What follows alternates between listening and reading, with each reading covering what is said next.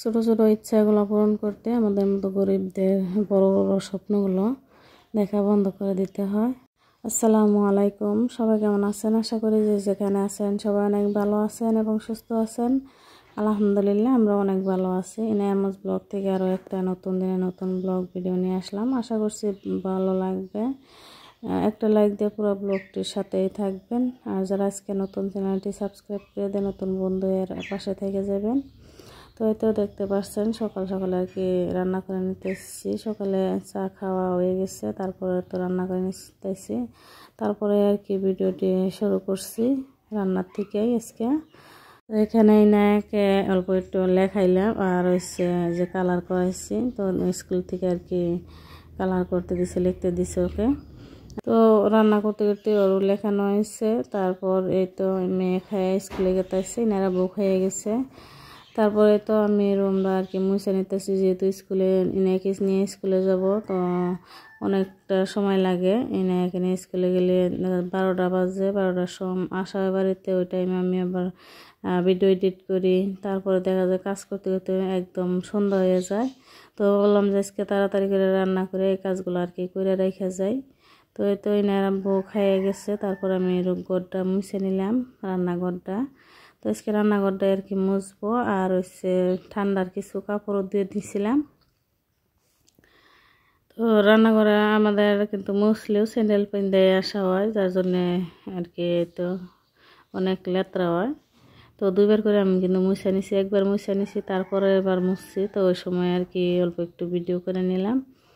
তো অনেকটা লেত্রা হয়, কাদা কাদা বাইরে, তো দুইবার করে আর কি ধুয়ে নিচ্ছি।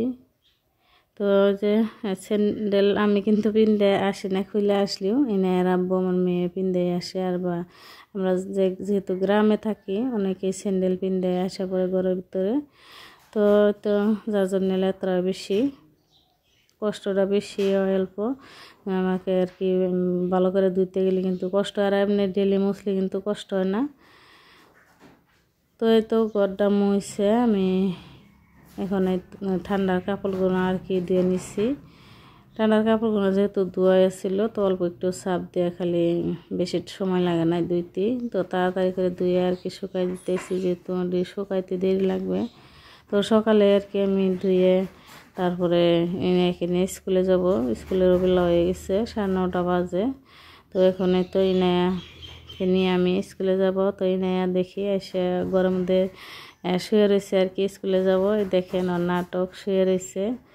তো বলতেছে আমি ঘুমাইছি, আমি স্কুলে যাব না, এই অবস্থা। তো স্কুলে নিয়ে যাওয়ার সময় অনেক দুষ্টামি, দৌড়াদৌড়ি করে, ওকে রেডি করানোর জন্য অনেকটা সময় লাগে। তারপরে তো স্কুলে গেছিলাম, এখন হচ্ছে বিকেলবেলা। স্কুলে এসে ভিডিও এডিট করছি, ভয়েস দিছি, ভিডিও আপলোড দিছি, এসব আর কি ভিডিও কাজ করে। তারপরে তো এখন বিকেলবেলা দেখতে পাচ্ছেন আমার ব্যাংকটা কিন্তু আমি কেটে ফেলাইতেছি, ব্যাংক থেকে টাকা বাইর করলাম। তো অনেক বড় স্বপ্ন দেখছিলাম যে এই ব্যাংকটা আমি ভর্তি করব। তো আমাদের মতো গরিবদের স্বপ্ন কিভাবে পুরো হবে? তো আমাদের মতো গরিবদের স্বপ্নই থেকে যায়, কোনো দিনও পুরো হয় না। তো দেখতে পাচ্ছেন অল্প করে টাকায় আর কি থইছিলাম। তো এর মধ্যে আর কি আমাকে এই ব্যাংকটা ভেঙে ফেলতে হলো। তো অন্য একটা ভিডিওতে বলবো কেন আমি ব্যাংক থেকে আর কি এই অল্প করে টাকায় আমি বের করে নিলাম। তো এখানে মাত্র টাকা হয়েছে 10,390 টাকা। তো এই অল্প করে টাকায় আমি কিন্তু বের করে নিলাম। ভাবছিলাম যে ওই ব্যাংকটা আর কি বোঝাই করবো, তো ওটা বোঝাই করতে করতে অনেকটা বছর লেগে যেত। তো এই দেখেন, তারপরে কিন্তু বাজারে গেছিলাম টাকা বের করে।